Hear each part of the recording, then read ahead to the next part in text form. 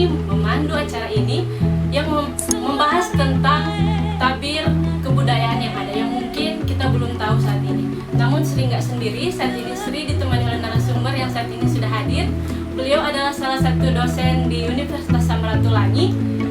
Kita sambut dengan meriah Bapak Insinyur Raymond Sumampo, Master of Agricultural Science.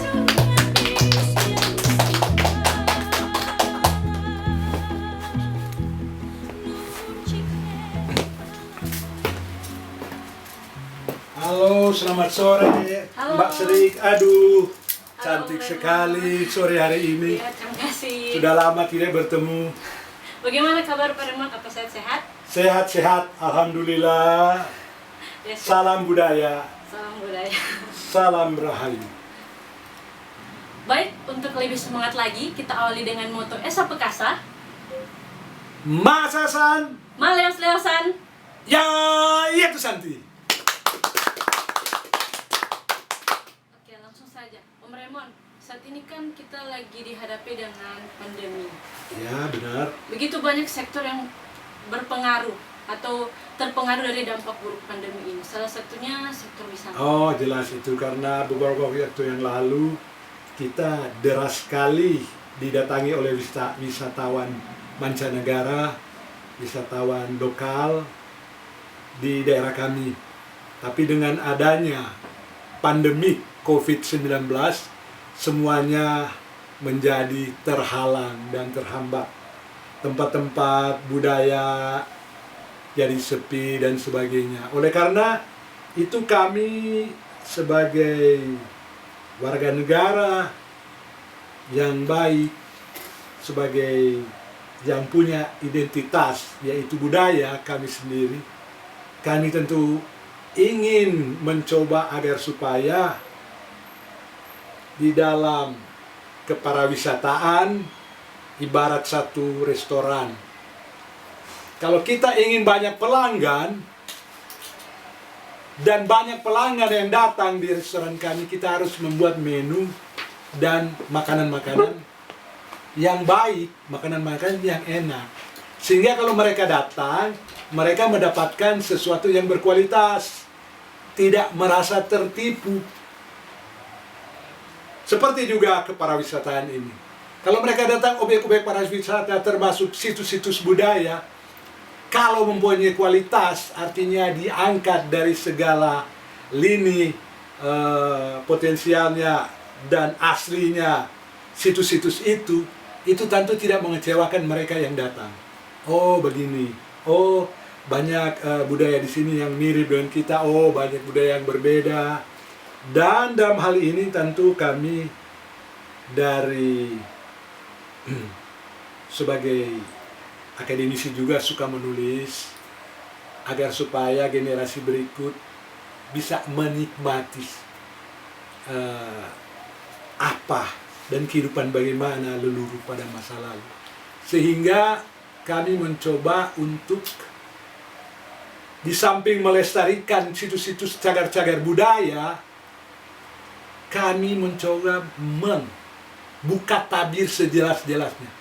Karena banyak yang kurang jelas dan masyarakat di sekitar tempat-tempat itu ada situs cagar budaya tidak mengetahui dengan jelas apa sebenarnya latar belakang dari tempat ini. Ada apa di dalam tempat ini.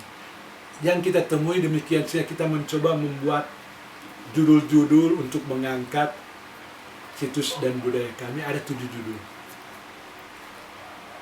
Judul itu pertama tentu tentang legenda Siokuru. Kalau Sio dalam bahasa Minahasa itu artinya 9. Siokuru berarti ruas ada 9. Buku kaki ada 9, itu hanya satu gambaran pengertian di mana Sio artinya angka paling tinggi. Berarti bentuk orang ini sangat besar. Sehingga pakai istilah 9 ruas. Hanya itu banyak orang yang tahu. Tapi nama aslinya, dari mana dia datang, itu banyak orang tahu. Atau biasa dibuat-buat cerita yang dibuat-buat yang dalam istilah syariah dikarang-karang. Karena begitu antusias terhadap misalnya topik ini, gambaran cerita budaya ini. Sehingga kami mencoba menulis legenda. Ada 7 judul, salah satu legenda Siokuru. Kemudian kisah Soloi Kaunan si Raja Laut. Ada 7. Kemudian ketiga, kisah Tiwatu Limboko dalam budaya Minahasa kuno. Kemudian ada legenda Wuri Muda yang banyak simpang siur. Siapa dia? Anak siapa? Saya melihat banyak simpang siur. Kebetulan saya punya data.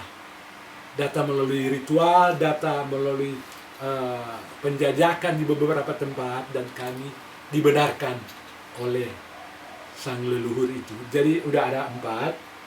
Kelima, kalau nggak salah, tentang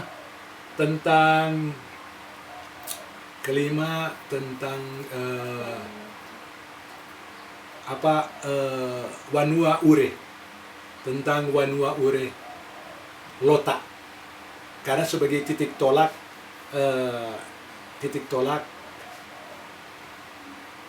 terwujudnya atau adanya kota Manado.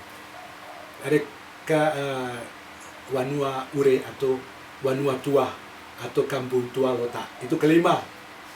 Dan keenam adalah kisah Wanua Dembean tentang Toka Waleposan dan juga tentang Danau Seper, di mana di situ ada tempat-tempat situs budaya Pisok Waleposan dan Manguni Mamarimbing. Kemudian ada cerita petualangan 2 pemuda, Tahanusang dan Lokum Banua dari Pulau Manado Tua. Dari kisah ini tentunya kami sudah siapkan data-data, dan kami akan membuat liputan di tempat-tempat situs budaya yang ada hubungan dengan itu. Itu barangkali start pertama berangkat dari data-data yang ada ini lebih awal, dan kami akan coba membocorkan sebagian sebelum dirampungkan 7 buah judul buku kami. Sangat menarik ya, berarti ada 7 total buku, 7 cerita. 7 cerita, dan cerita itu yang kami tahu persis. Kalau boleh tahu, apakah satu cerita dengan cerita lainnya itu memiliki kesinambungan antara? Ada yang memiliki kesinambungan, karena misalnya cerita Wanua Lota. Wanua Lota itu sebenarnya kampung tua, lebih tua dari Minawanua Kakaskasen. Itu dikasih tahu leluhur. Jadi dari Kinelo Tua mereka turun ke Lota, dan dari Kinelo Tua kemudian Tolului Tua membentuk Kakaskasen, dan terjadilah negeri Tombulu. Itu ada hubungan satu sama lain dengan patung Tolului Tua di di Tomohon. Kemudian ada cerita yang belum diketahui orang. Siapa sebenarnya misalnya pendiri kampung ini, dan hubungan dengan misalnya ya saya udah membocorkan sedikit.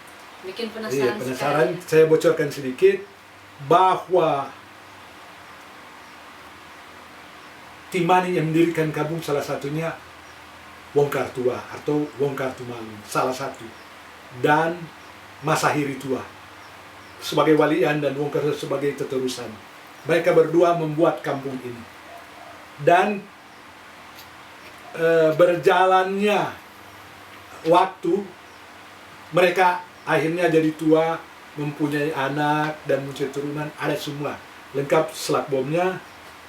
Kemudian anak perempuan mereka, cucu perempuan mereka dilamar oleh salah satu orang yang penting. Ketika robohnya kerajaan di Jawa, yaitu kerajaan Demak, mereka melakukan keliling Nusantara untuk mencari orang-orang yang sakti, dan mereka boleh dikata berlabuh. Kalau kata terdampar itu berarti musibah. Mereka sengaja berlabuh di Manado dan bertemu dengan orang sakti pendiri Lota di Lota sendiri. Hanya mereka belajar dari situ, dan pula mereka meminang salah satu cucu perempuan. Dari situlah berkembang Dan terbentuklah di Jawa kerajaan Mataram, karena pendiri Mataram termasuk salah satu cucu dari Wong Kartumalun. Panjang ceritanya saya akan beberkan di dalam buku saya, dan ini sudah disetujui para leluhur. Di dalam kami melakukan ritual-ritual dan kami melakukan pengecekan yang benar-benar mempunyai keakuratan data, keakuratan alat deteksi dan sebagainya. Itu salah satu hubungan yang kami ceritakan. Banyak juga hubungan antara, barangkali bisa di shooting di kepala saya. Ada satu lukisan. Ada satu lukisan dari leluhur kami yang disebut Sinyo Paulus Buri bersama Putri Kadita. Putri Kadita adalah anak Prabu Siliwangi di zaman, ya boleh dikata abad 15. Sedangkan leluhur kami ada hidup di akhir abad ke-17. Tetapi kenapa mereka disatukan di dalam kehidupan gaib? Karena mereka ada melakukan perkawinan gaib. Panjang ceritanya, saya melihat banyak sekali simpang siur di dalam cerita Dita. Saya menelusuri lukisan-lukisan dari apa yang banyak melukis pembesar Basuki Abdullah. Dan saya melihat dua lukisan lain. Ternyata lukisan itu imajinasi. Saya pikir mereka bertemu langsung dengan Bunda Ratu Kidul, bukan imajinasi saya. Saya melakukan ritual dan saya akan perlihatkan bahwa inilah Bunda Ratu Kidul lewat ritual saya. Saya boleh panggil di gelas, saya boleh panggil di kuku, dan keluarlah. Minta izin, keluarlah mukanya asli. Dan mereka menceritakan kepada saya bagaimana kisahnya. Jadi yang paling simpang siur, ini ada hubungan dengan cerita tadi. Paling simpang siur adalah Bunda Ratu Kidul. Baik. Orang selalu samakan Bunda Ratu Kidul dengan Nyi Loro Kidul. Padahal itu ada dua berbeda. Nyi Ratu Kidul, Nyi Loro Kidul adalah penguasa Laut Selatan.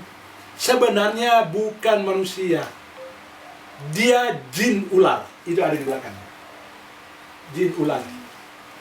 Dia jin ular yang sangat sakti. Itu yang disebut. Kadang-kadang mungkin dia berubah jadi satu gambaran bentuk manusia sebagai Nyi Loro Kidul.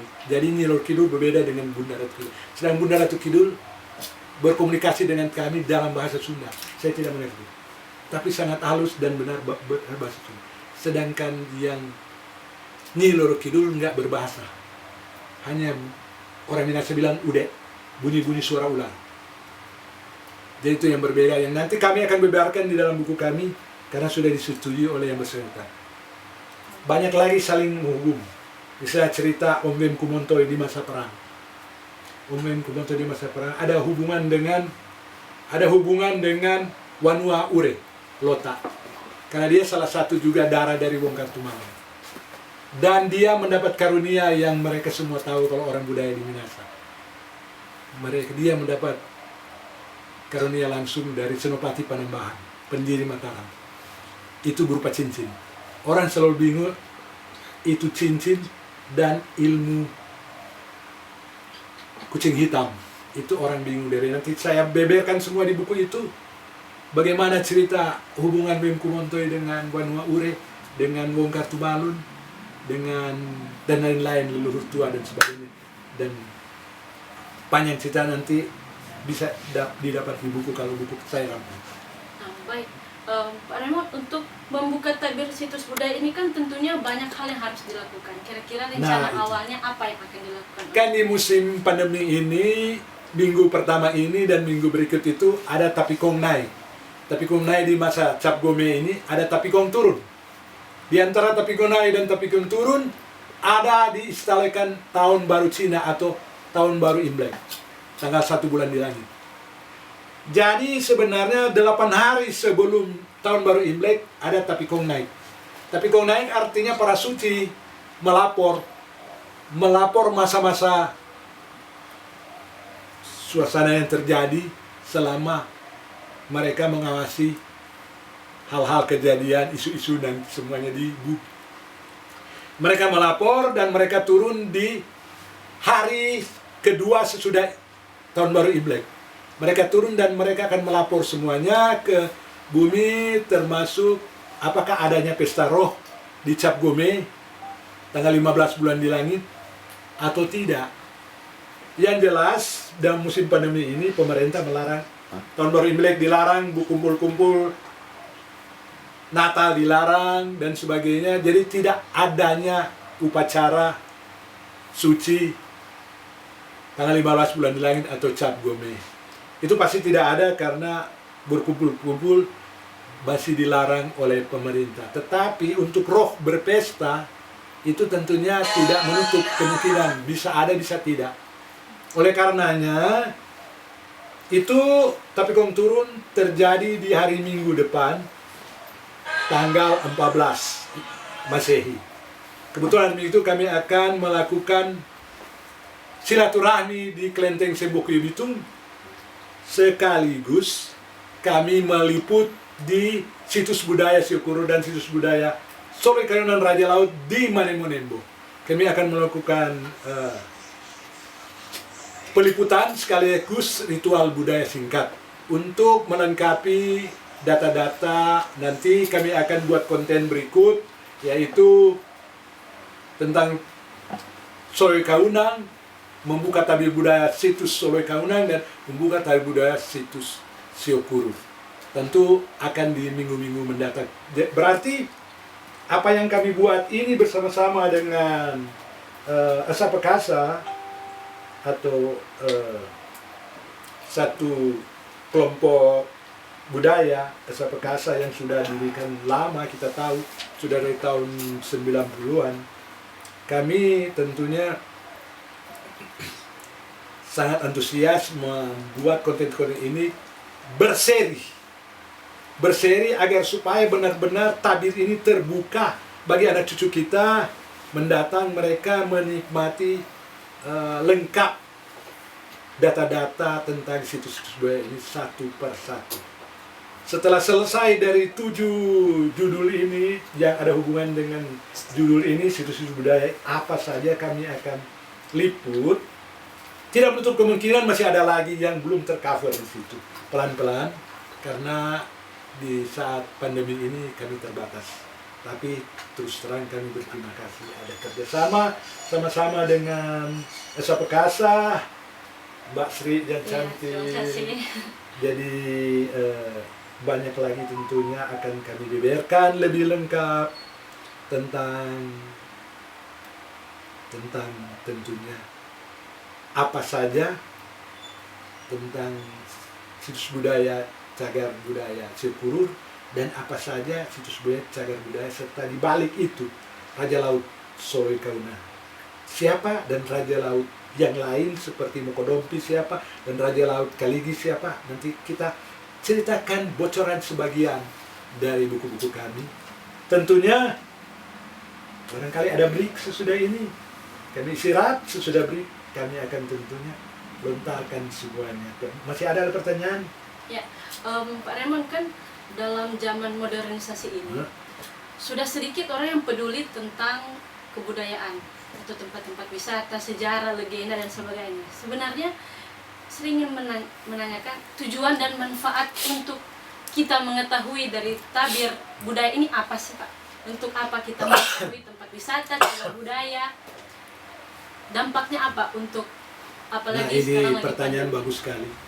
Karena memang kami ingin melestarikan budaya ini bukan hanya pelestarian budaya secara fisik, tapi kami lihat dampak dengan pandemi ini banyak sekali saudara-saudara kita yang nganggur, dirumahkan, tidak ada kerjaan, jadi ada yang kena penyakit sehingga meninggal dan sebagainya.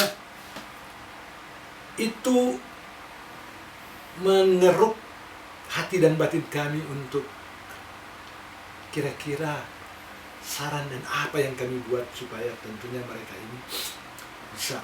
Nah, jadi berbicara yang ada kaitannya dengan pembuatan konten ini untuk hal budaya, tentunya pertama ingin mendatangkan investasi.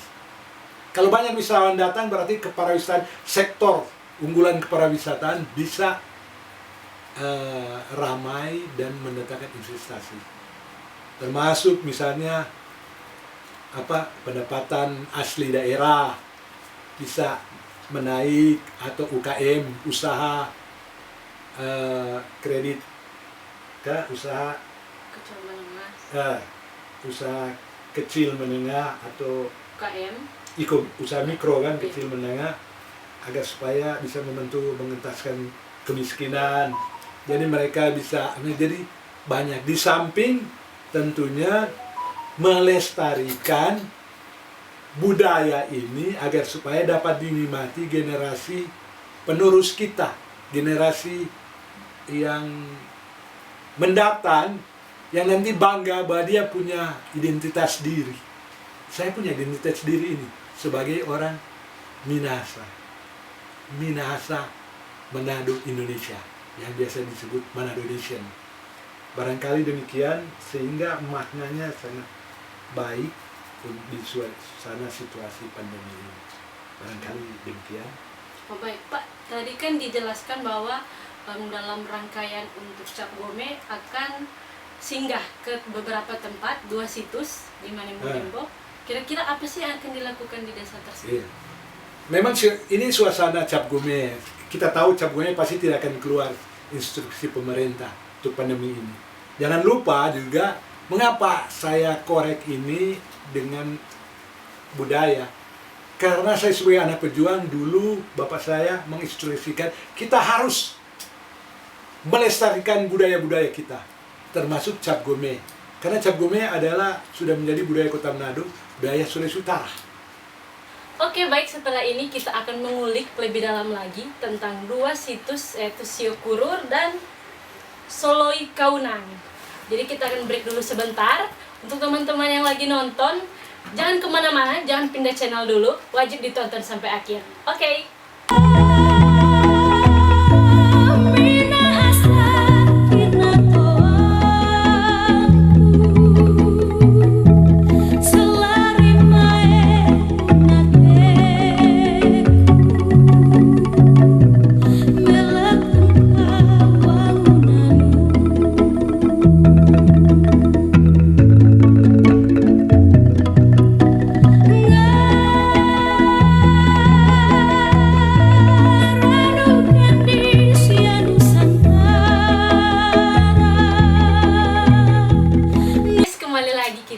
Membahas 2 situs yang sudah kami sebutkan tadi, yaitu Siokurur sama Soloi Kaunang. Bersama narasumber kita akan mengulik lebih dalam, lebih tuntas lagi tentang apa sih 2 situs dari Siokurur dan Soloi Kaunang ini. Silakan Pak. Masih penasaran? Kalau masih antusias, akan kami buka tabir apa sebenarnya yang ada di dalam 2 situs ini, yaitu situs Siokurur dan situs Soloi Kaunang, Raja Laut. Berbicara tentang Siokurur, data dari mana?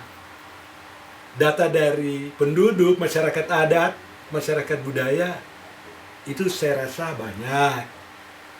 Tetapi kebetulan waktu perang Jepang, perang dunia, perang dengan kolonial Belanda, kebetulan bapak saya salah satu pemimpin pejuang di Minahasa Utara. Gerombolan pejuang memihak Soekarno sehingga jadi 14 Februari. 6 bulan sesudah Soekarno Hatta mengumandangkan proklamasi kemerdekaan Indonesia. Jadi bapak saya waktu di perang banyak menekuni dan diberi ilmu-ilmu dari Siokurur, sehingga dia tahu persis siapa panutannya itu, dan menceritakan kepada saya. Oleh karena saya akan terus menceritakan siapa dia sebenarnya, dari mana asal usulnya. Banyak situs-situs yang mengatakan bahwa ini tempat Siokurur. Banyak yang kita pergi ke beberapa desa, beberapa kampung, akan adanya situs-situs atau prestasi dari Siokurur. Contohnya di Kinilo ada tapak kaki, di beberapa tempat ada rangka-rangka yang seperti raksasa, di Goa, di Modo Inding dan sebagainya. Jadi Siokuro itu pernah hidup di masa waktu Minasa masih hutan lebat. Kalau kita berbicara Taurat, di masa kitab Kejadian atau kitab Genesis. Pernah hidup raksasa-raksasa dengan manusia-manusia terbaik bumi, yaitu hasil persilangan antara penghuni surga dan penghuni bumi. Itu yang tertulis di Taurat kitab Kejadian. Dan Siokuro hidup di masa itu. Itu reinkarnasi kedua. Inkarnasi pertama sebagai manusia batu, tinggi 9 gunung, yang turun berjuta-juta tahun lalu. Dan reinkarnasi kedua sebagai raksasa yang tingginya 11 meter. Hidup di hutan di Minasa dengan asistennya yang mereka sebut leluhur bisu atau opo wowo, penjaga hutan. Kadang-kadang Siokuro dikatakan bisu, tidak bisa berbicara, wowo. Padahal bukan demikian. Siokuro punya bahasa sendiri. Ketika menyembah sebagai raksasa yang tingginya 11 meter, dia mempunyai bahasa sendiri yang tentunya tidak dimengerti oleh orang sekarang. Jadi digambarkan sebagai raksasa sehingga di patung di Taman Mini Indonesia Indah itu ada patung Siokuro yang katanya sudah rusak, yang ruas kakinya ada 9 angka tertinggi di Minasa, sehingga dianggap manusia tertinggi di Minasa. Siokuro menurut keterangan dari papa saya ketika berjuang di hutan menekuni ilmu Siokuro. Siokuro ada di samping penjaga hutan, dia penjaga kainawaan. Nama lain dari Siokuro adalah Dangkaiwani. Dangkaiwani itu nama dari Siokuro sebagai penjaga kainawan, sebagai penjaga pintu surga di Minasa. Ada karena ada kepercayaan Minasa kuno kalau meninggal masuk surga lewat pintu yang dijaga oleh Siokuro. Jadi saya bocorkan sedikit dari ulasan-ulasan buku saya yang belum rangkum tentang legenda Siokuro. Di mana tempatnya? Biasanya di kaki Kelabat. Dari Gunung Kelabat itu ada bahasa kampung dulu bilang bahwa dia adalah Waidan Dangkaiwani. Dalam bahasa kampung bilang si Pasya atau Seisya, sia si Dangkaiwani, si melangkau untana undangi ukimasa suantana di Nondora. Jadi dia yang satu kali lompat 9 gunung 9 jurang. Itu salah satu kiasan di mana dia bisa berlari cepat. Itu satu gambaran yang kami bocorkan tentang Siokuro. Kalau tentang si Raja Laut, Soloi Kaunang, dari mana asalnya? Dia berasal dari desa Sawangan Tanggari. Dia 2 bersaudara, ada kakaknya, nanti saya sebutkan nanti di buku rangkuman saya. Kakaknya mempunyai keahlian di darat, mempunyai keahlian pendengar yang bisa mendengar jarak jauh. Tapi kedua-duanya bisa berbicara dengan makhluk gaib dan binatang-binatang, bahasa binatang. Kalau Soloi Kaunan ahlinya di air, sehingga dia bisa berbicara dengan binatang-binatang di air. Dan tentunya ini menjadi satu legenda yang konon. Apakah orang percaya? Pasti tentunya ada bisa oke, ada bisa tidak. Tetapi ilmu dari Soloi Kaunan dia pernah turunkan kepada seseorang yang pernah menjabat sebagai hukum tua pertama di Kota Bitung. Nanti di buku akan dirangkuman hukum tua pertama Kota Bitung. Rumahnya yang paling tua masih ada di tengah-tengah pasar. Namanya Henrikus Langilo. Mengapa dia dikatakan hukum tua pertama? Ada tarik-menarik. Ada tarik-menarik di Bitung dan sekarang jadi polemik. Ada orang mengatakan ini yang pertama, ini yang pertama, dan seterusnya. Kebetulan dulu Bitung masuk jadi kecamatan Tonsea. Dan bapak saya menjadi hukum besar Tonsea terakhir. Kalau mau tahu bisa baca dari tulisan karangan Adrianus Koyongian. Hukum besar terakhir di Tonsea, itu bapak saya.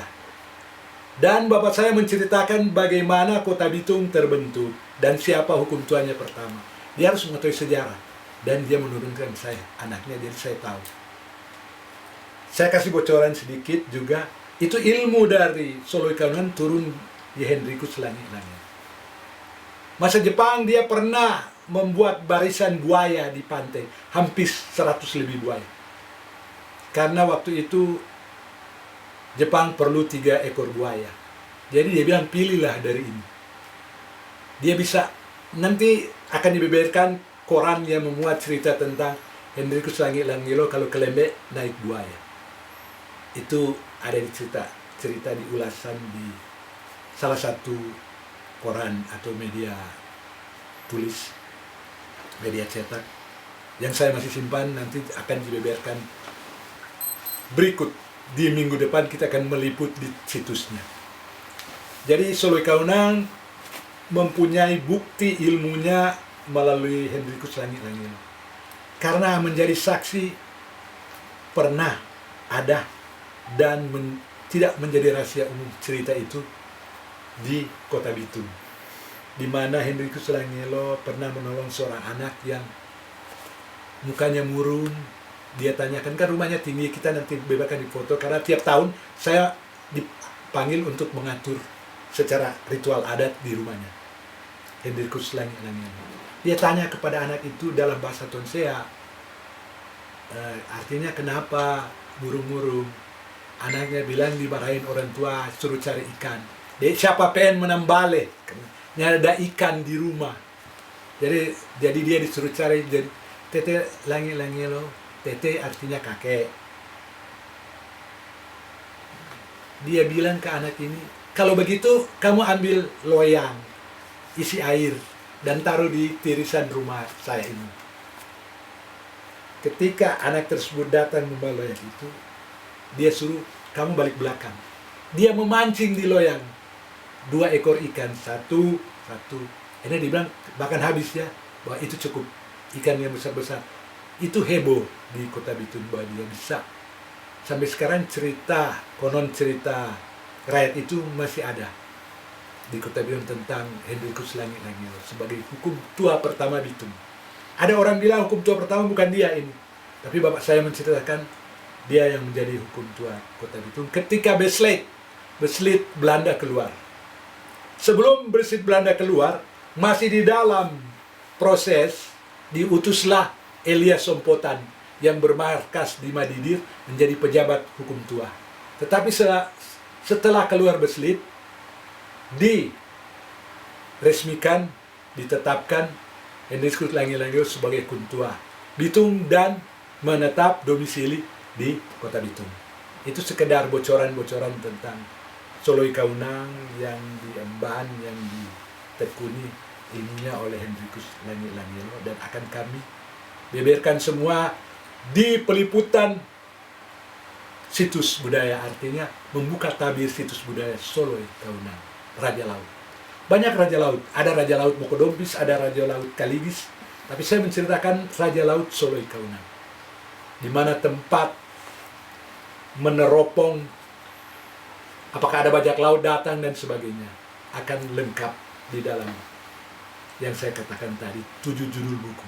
2 pertama yang kami akan coba rangkumkan secepatnya, karena masa ini ada masa Cap Gome, di mana minggu depan kami akan mensilaturahmi di Kelenteng Cembokyo Bitung untuk silaturahmi, karena ada Tapikong turun, di mana Roh Suci akan memberitahu apakah roh-roh akan berpesta atau tidak.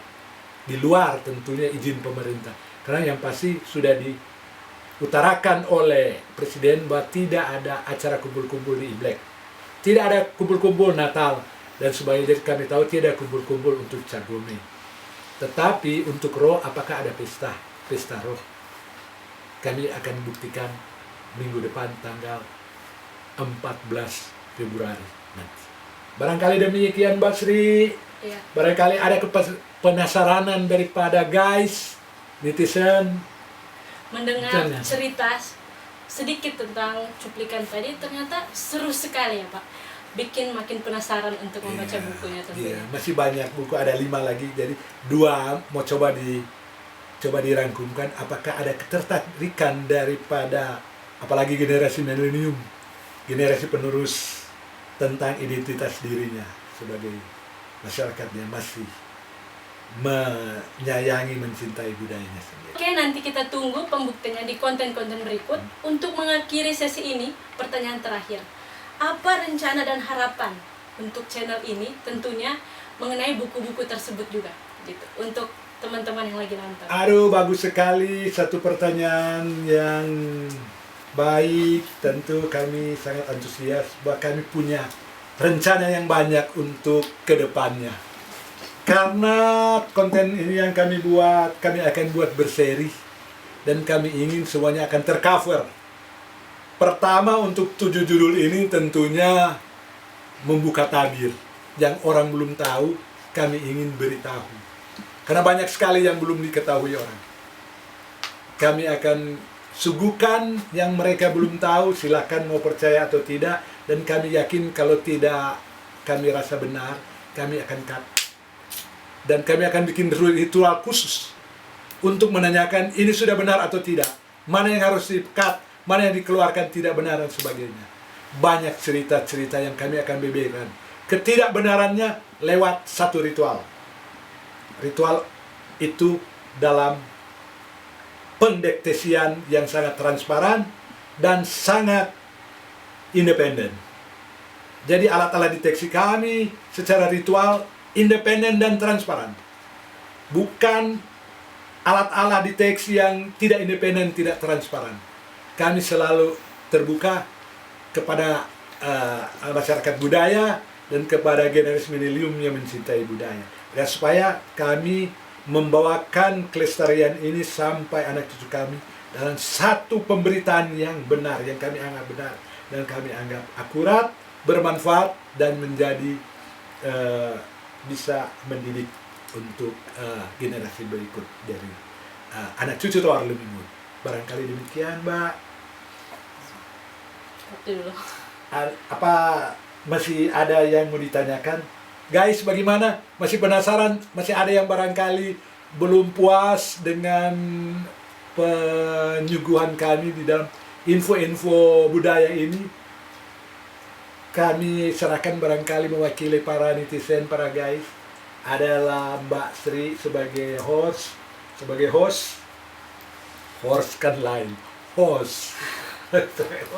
Bagaimana? Baik, mungkin Kalau enggak kita minta, ini ada orang ini siapa nih?